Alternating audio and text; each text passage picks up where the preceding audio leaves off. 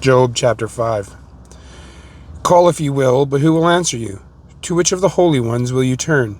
Resentment kills a fool, and envy slays the simple. I myself have seen a fool taking root, but suddenly his house was cursed. His children are far from safety, crushed in court without a defender. The hungry consume his harvest, taking it even from among thorns, and the thirsty pant after his wealth.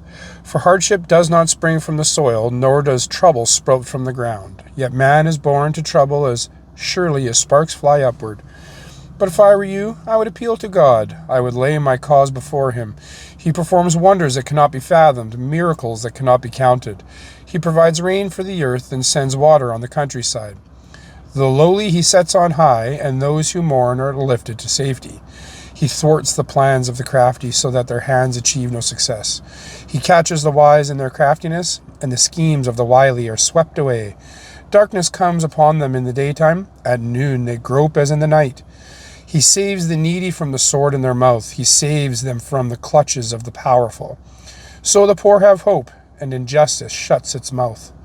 Blessed is the one whom God corrects, so do not despise the discipline of the Almighty. For he wounds, but he also binds up. He injures, but his hands also heal. From 6 calamities he will rescue you. In 7, no harm will touch you. In famine he will deliver you from death, and in battle from the stroke of the sword. You will be protected from the lash of the tongue, and need not fear when destruction comes. You will laugh at destruction and famine, and need not fear the wild animals, for you will have a covenant with the stones of the field, and the wild animals will be at peace with you. You will know that your tent is secure. You will take stock of your property and find nothing missing. You will know that your children will be many, and your descendants like the grass of the earth. You will come to the grave in full vigor, like sheaves gathered in season. We have examined this, and it is true, so hear it and apply it to yourself. Then Job replied, If only my anguish could be weighed, and all my misery be placed on the scales, it would surely outweigh the sand of the seas. No wonder my words have been impetuous. The arrows of the Almighty are in me. My spirit drinks in their poison.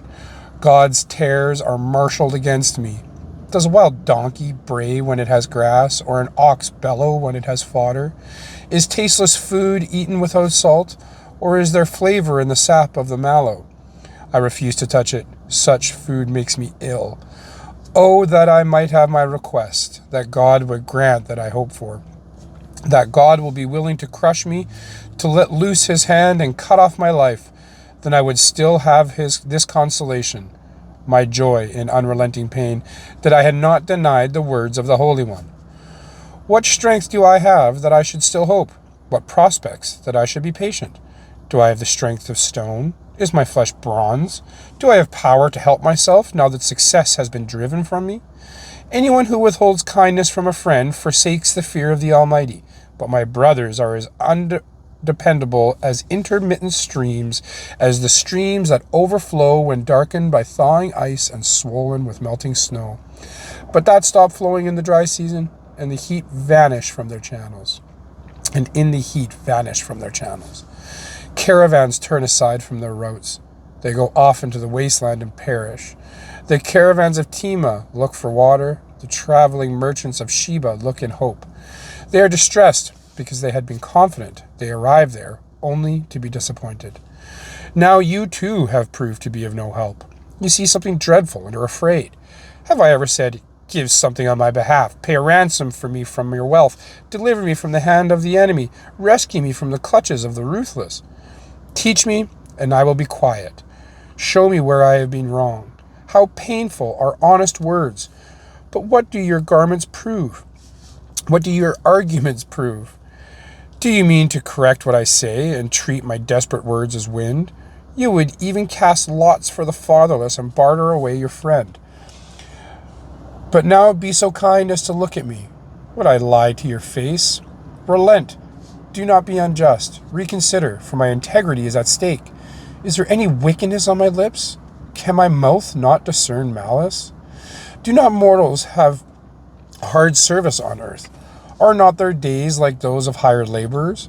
like a slave longing for the evening shadows, or a hired laborer waiting to be paid. So I have been allotted months of futility, and nights of misery have been assigned to me.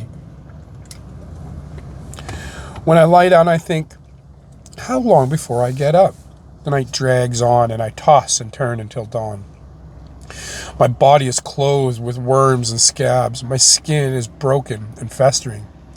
My days are swifter than a weaver's shuttle, and they come to an end without hope. Remember, O God, that my life is but a breath. My eyes will never see happiness again. The eye that now sees me will see me no longer. You will look for me, but I will be no more. As a cloud vanishes and is gone, so one who goes down to the grave does not return. He will never come to his house again. His place will know him no more. Therefore, I will not keep silent. I will speak out in the anguish of my spirit. I will complain in the bitterness of my soul. Am I the sea or the monster of the deep that you put me under guard? When I think my bed will comfort me and my couch will ease my complaint, even then you frighten me with dreams and terrify me with visions, so that I prefer strangling and death rather than this body of mine. I despise my life. I would not live forever. Let me alone. My days have no meaning. What is mankind that you make so much of them, that you give them so much attention, that you examine them every morning and test them every moment? Will you never look away from me or let me alone even for an instant? If I have sinned, what have I done to you? You would see everything, you who see everything we do. Why have you made me your target? Have I become a burden to you? Why do you not pardon my offenses and forgive my sins? Because Jesus hasn't come yet. For I will soon lie down in the dust. You will search for me, but I will be no more. Then Bildad the Shuhite replied, How long will you say such things? Your words are a blustering wind. Does God pervert justice? Does the Almighty pervert what is right? When your children sinned against him, he gave them over to their penalty of their sin. But if you will seek God earnestly and plead with the Almighty, if you are pure and upright, even now he will rouse himself on your behalf and restore you to your prosperous state. Your beginnings will seem humble, so prosperous will be your future. Ask the former generation and find out what their ancestors learned, for we were born only yesterday and know nothing, and our days on earth are but a shadow. Will they not instruct you and tell you? Will they not bring forth words from their understanding? Can papyrus grow tall where there is no marsh? Can reeds thrive without water? While still growing and uncut, they wither more quickly than grass. Such is the destiny of all who forget God. So perishes the hope of the godless. What they trust in is fragile. What they rely on is a spider's web. They lean on the web, but it gives way. They cling to it, but it does not hold. They are like a watered plant in the sunshine, spreading its shoots over the garden. It entwines its roots around a pile of rocks and looks for a place among the stones. But when it is torn from its spot, that place disowns it, and it says, I never saw you. Surely its life withers away, and from the soil other plants grow. Surely God does not reject one who is blameless or strengthen the hands of evildoers. He will yet fill your mouth with laughter and your lips with shouts of joy.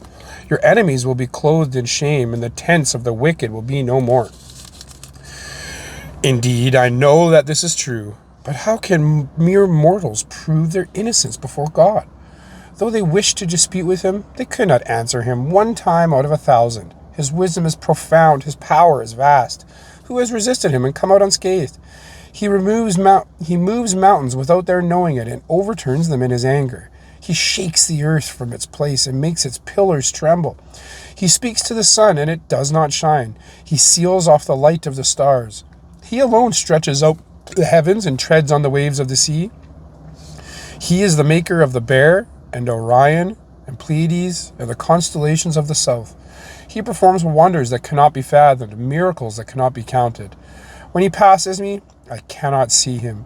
When he goes by, I cannot perceive him. If he snatches away, who can stop him? Who can say to him, What are you doing?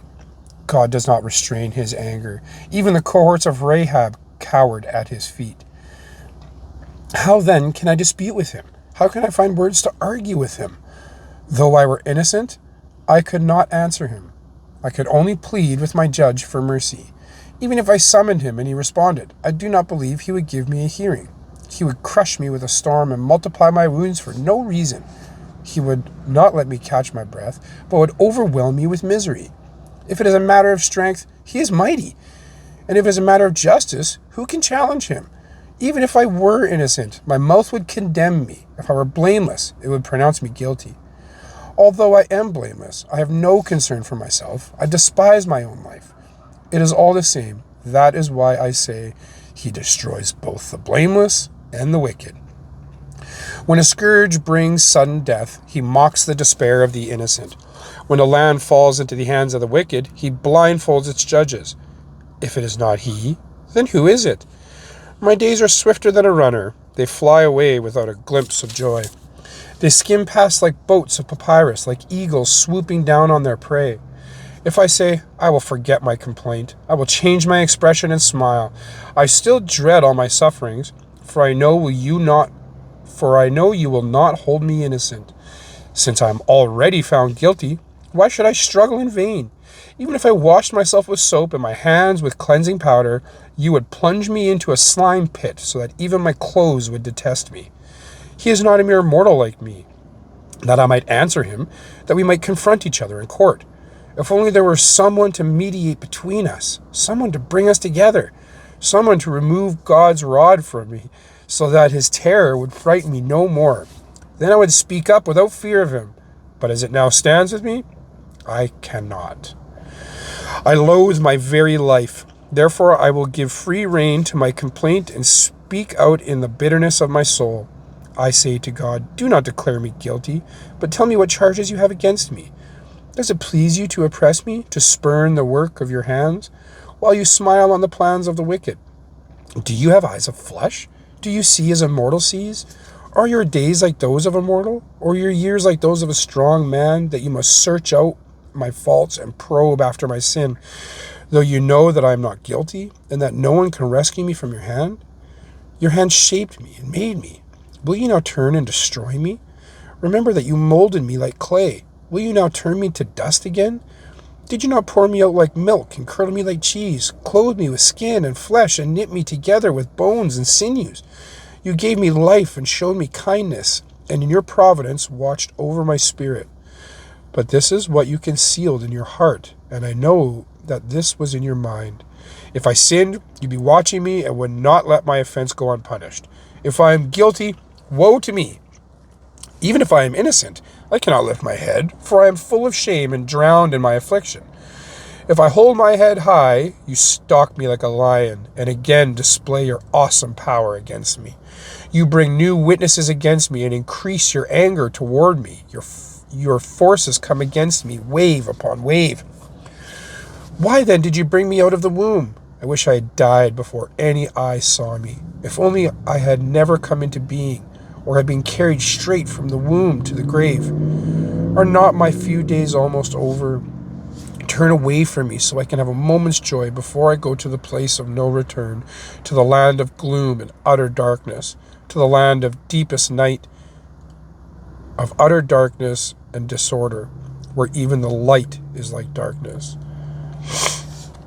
Then Zophar, the Naamathite, replied, Are all these words to go unanswered? Is this talker to be vindicated? Will your idle talk reduce others to silence?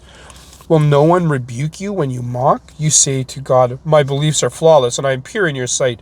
Oh, how I wish that God would speak, that he would open his lips against you and disclose to you the secrets of wisdom, for true wisdom has two sides. Know this, God has even forgotten some of your sin.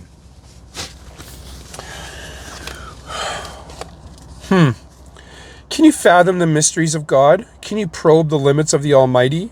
They are higher than the heavens above. What can you do? They are deeper than the depths below. What can you know? Their measure is longer than the earth and wider than the sea. If he comes along and confines you in prison and convenes a court, who can oppose him? Surely he recognizes deceivers, and when he sees evil, does he not take note? But the witless can no more become wise than a wild donkey's colt can be born a human. But the witless can no more become wise than a wild donkey's colt can be born human. I feel like Job's friends, though, some of the stuff they say, maybe we don't listen to? I feel like there is wisdom in what they're saying. It's just not the wisdom that Job needs. Yet if you devote your heart to him and stretch out your hands to him, if you put away the sin that is in your hand and allow no evil to dwell in your tent, then, free of fault, you will lift up your face, you will stand firm and without fear. You will surely forget your trouble, recalling it only as waters gone by. Life will be brighter than noonday, and darkness will become like morning. You'll be secure, because there is hope. You will look about you and take your rest in safety. You will lie down with no one to make you afraid, and many will court your favor. But the eyes of the wicked will fail, and escape will elude them. Their hope will become a dying gasp.